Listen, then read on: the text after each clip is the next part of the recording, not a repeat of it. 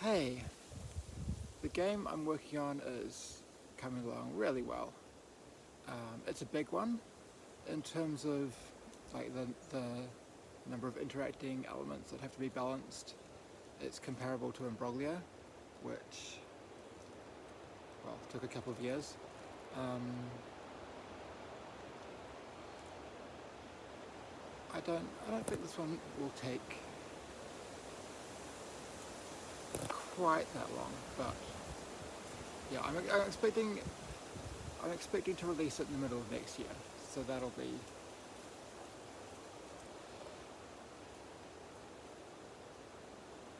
I mean, it always depends how you count it, but like I started developing like coherently this in May, so if it's around May next year, that's a year of development, which is less development time than Imbroglia had, which was like counting similarly 18 months. Um, but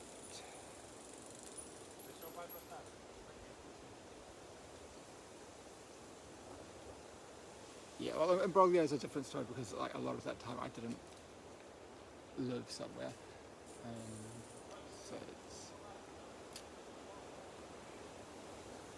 that wasn't necessarily bad for development. It was just a different situation. Now I have children, so it's very different. Um, anyway, yeah, similar game complexity, but I'm aiming for um, more impressive graphics and sound. Um, like with Imbroglio, because it was such a complex game, I I can get very carried away writing software synthesizers and pixel shaders and like all the stuff that doesn't necessarily concretely make a game at the end. So, so yeah, for a few years there, I sort of swore off that, and like I was making games that were just like, I'll draw a sprite and it's that sprite and it can wobble and it can change size and it can change color, but like just like not all the complexity that makes it take twice as long. Um, oh yeah, so like adding it up like that, it's like maybe it's optimistic to think I'll get everything I want done a little bit here, but it's coming along really well. So like we'll see. I've got a strong base that I'm building on. Yeah, and I think you're gonna like it. It's I think it just has what people want from one of my games. It's a bit weird and glitchy. It's got deep strategic choices. It's got like a mix of that seriousness with like playful ridiculousness. It's a Michael Pro game. That can encompass a lot of different things, but yeah, I think it's the kind of thing that people are gonna like to see from me. It's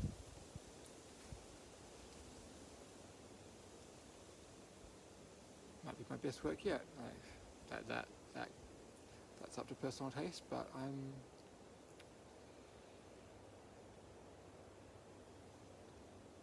not my best work ever. There will be even more to come, but hmm.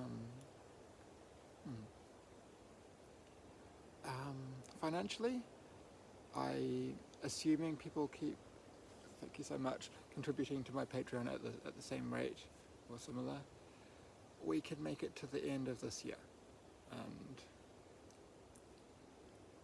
um, that's not enough time. Like I had hoped to jam out some quick little games to like release to like bring in income to support the bigger one, and like that was a good idea for like 25-year-old Michael, but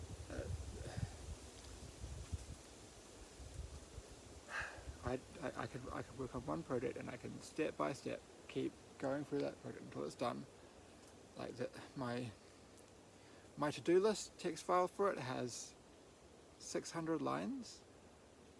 That's some of those lines are just a discrete task that I can do in 10 minutes. Some of those lines are like add animations to monsters or something that, like, when you get to it, expands out into another 20 lines before it can get done. And some of them are like position this UI element correctly, which like is a minute, but is dependent on lots of other things. So I have to just keep track of it, keep it down the bottom of the document until all its dependencies are ready, and then I can do it. Yeah, so like it's pretty much as big as I can bite off in terms of a game dev project. I don't have the bandwidth to be making other things on the side. I know I can do it because it's similar scope to Vertex Dispenser, which I managed really badly because I was little, but I got through more or less. It's similar scope to Imbroglia, like I said. It's bigger scope than anything else I've made in the past, but it's a scope that I'm confident I can manage. It's just a lot, like just holding it on my head, all the threads of it, even with the help of like having lists to track the tasks. I still have to have the vision of it, and it's a lot, but I can do it. Yeah, so I was, and I'm continuing to, but there's not really time, looking into trying to get funding from publishers and stuff. 'Cause I would love to work with a publisher that was, doing things that made sense. It would just be great to have development funding, just not have to worry about that, just make my thing, and then have help with like porting and distribution and marketing, because that not necessarily anything that exists, but like an arrangement like that would be great for me. So I was putting some time into looking, contacting publishers and that kind of thing. It hasn't got anywhere yet.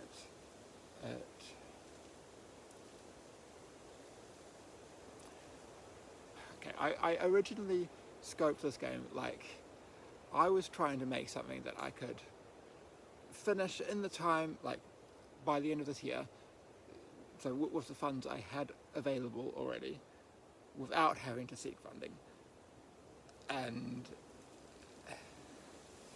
it's turned into what it's turned into. And, like, it's great. So, like, I'm not...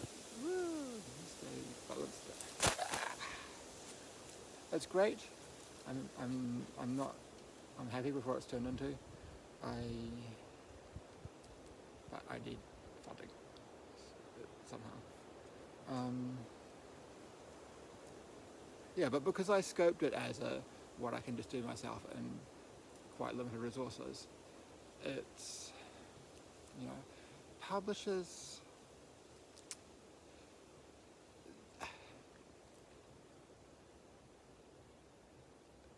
when they invest in a project, a lot of like personal time and attention goes into that, in addition to just the money. The money isn't necessarily the constraint. So they're often looking for bigger investments. Like it's just the nature of the business. It's understandable. So yeah, what I'm pitching here is something relatively small. I could pitch something bigger, and maybe I would get a deal. But like that's like the game I'm making is conceptually big, but on the scale of games that get made by teams of people, it's a small project. Not that a team of 20 people could manage to make it, it would be impossible. But having that weight of organisation on you really limits the design you can make. But yeah, so the other thing with publishers is, even if they're interested, it can take months to actually get anything. So now it's 3 months that I have left, and you wouldn't expect to have a deal signed and money coming in that amount of time. So it's not. If back when I started the project it had just like magically worked out straight away, then it could have happened. But it can also happen that they string you along for months and then say, oh no, we changed our mind, like that. Speaking from experience here. Yeah, I've really appreciated the people I've talked to who have just like straightforwardly looked at what I'm doing and said, yeah, this is not a fit for us right now. Like maybe talk to you again some other time. That's like that level of just straightforwardness has been great. Yeah, there's a lot of kinds of no, and like there are really nice no's you can get, even if it doesn't put money in the bank. Yeah, so there's searching for funding and dealing with funding sources can be a full-time job, and I still have like limited energy, and I'm putting most of it into making the game. I haven't, like, once I've had momentum going on making something awesome, I haven't wanted to like take too much time away from it to try and like do the funding thing. Like, maybe I should have. Like some people say that's the right thing to do, but momentum in a project, keeping progress, is, as a solo developer, such a valuable resource. I do not like you risk that at your peril.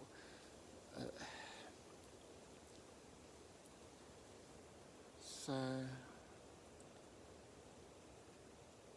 yeah. Anyway, that hasn't happened yet. Maybe that will happen, or maybe that'll happen for another project, or maybe I'll just make so much money from one of my games that I don't need external funding. That would be awesome. But for now,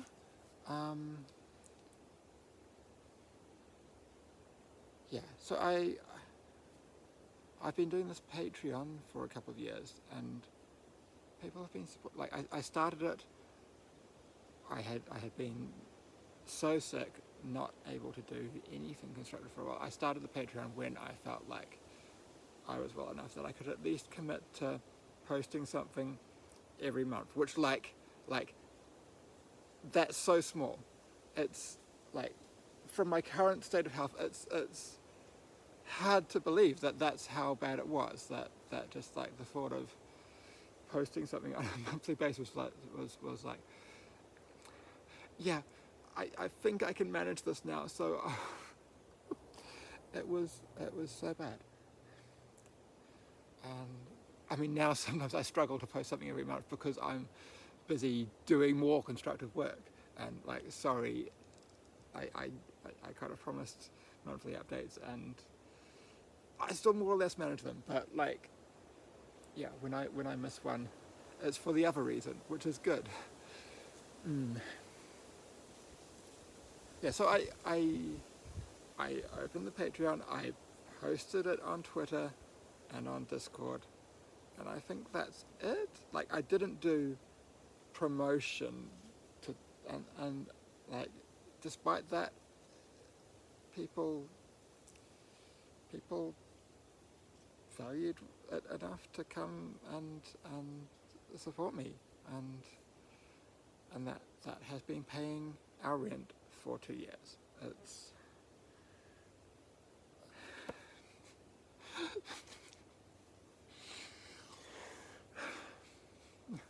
thank you. So yeah,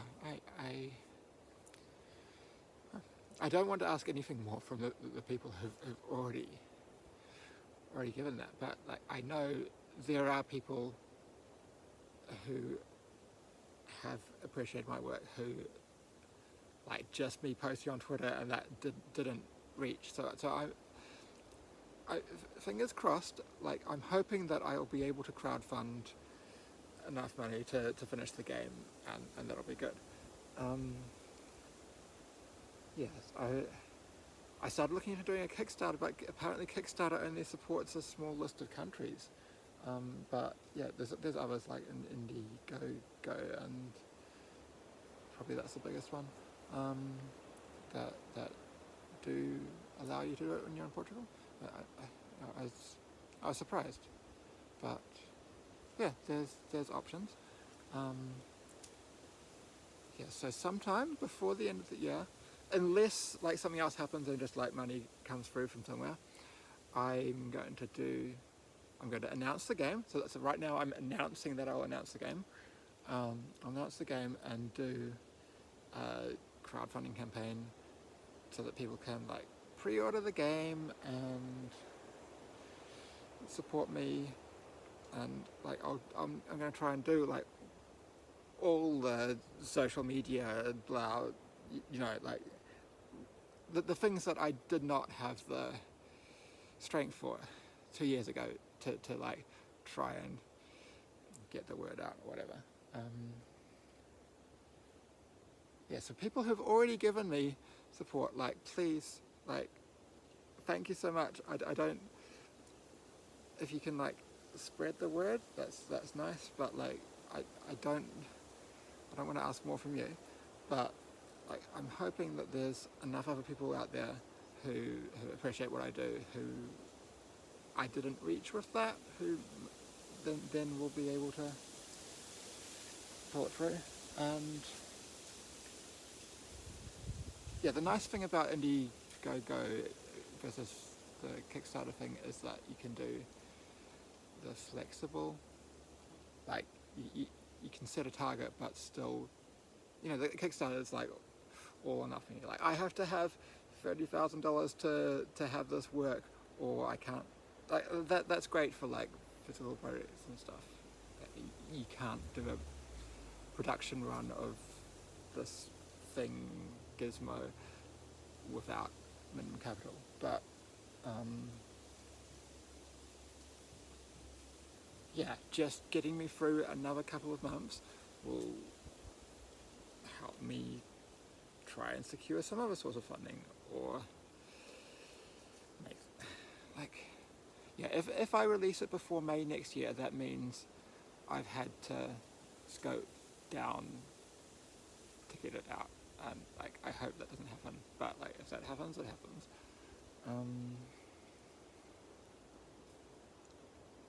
Yeah, so I've kind of always wanted to do. I keep saying Kickstarter, but like apparently it's not Kickstarter when you're in Portugal. I like really conceptualize a Kickstarter, like it's a they've really captured the mind space on what a crowdfunding campaign is. Yeah. I was at a friend's place a few months ago in the UK, a game developer, and she had like on her bookshelf a whole shelf of like boss fight books and Ed Key's Proteus Artifact Edition, which I also have. It's lovely, and other like books that people in games have written and rewards from crowdfunding campaigns and stuff, and it's just like so nice. I was looking at that, and it's just it would be cool to do like a physical thing. People have advised me not to.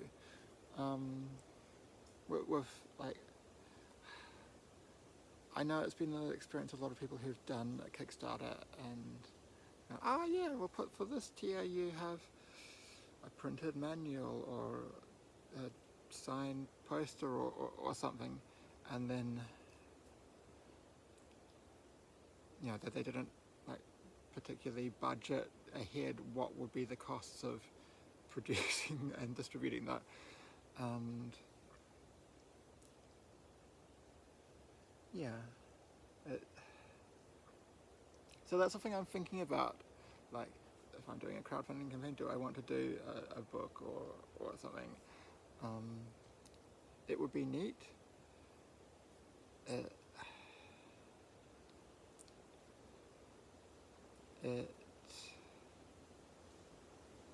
Yeah, I think it's just necessary to like properly budget it, and then like, because the point is to fund the game that you're working on, not to run a bookshop. So if you're selling something like that, you have to sell it at a higher price, because it's like a prestige for you're supporting the actual project more than just a pre-order of the game. Plus, then there's the cost of production and shipping. So like, I don't know.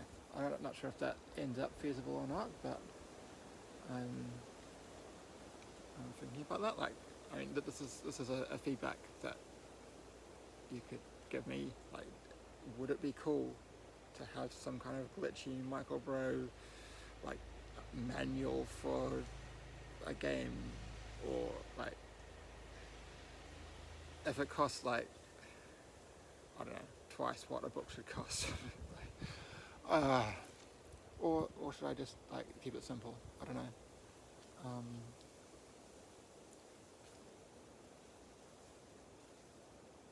Yeah, I'd potentially like to commission some. Like so far, I'm doing the graphics all by myself, and that I've talked, and people have tried to pressure me into working with other visual artists, and like that's an exciting avenue. But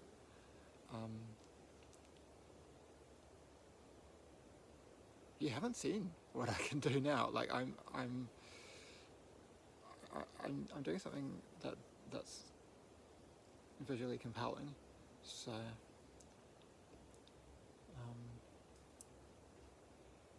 I think for most of the game, like it's gonna be my graphics, but they're gonna be another level from what you've seen before, because I'm letting myself go down the pixel shader rabbit holes and really glitch it up.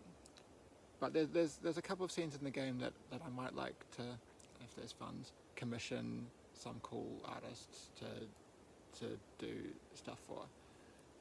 So like there's possibilities, but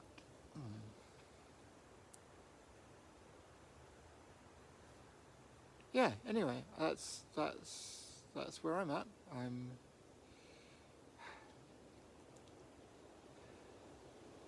like I go when I go to the office, I just like, oh yes, I should like try and see what I can do about crowdfunding or publishers or whatever, and then I open up the Godot editor, and then it's 3 p.m. and I have to go pick up my daughter from kindergarten, and I've made substantial progress on the game, but like it's hard for me to redirect myself from that when that's being so productive to the essential thing that will enable me to keep doing that.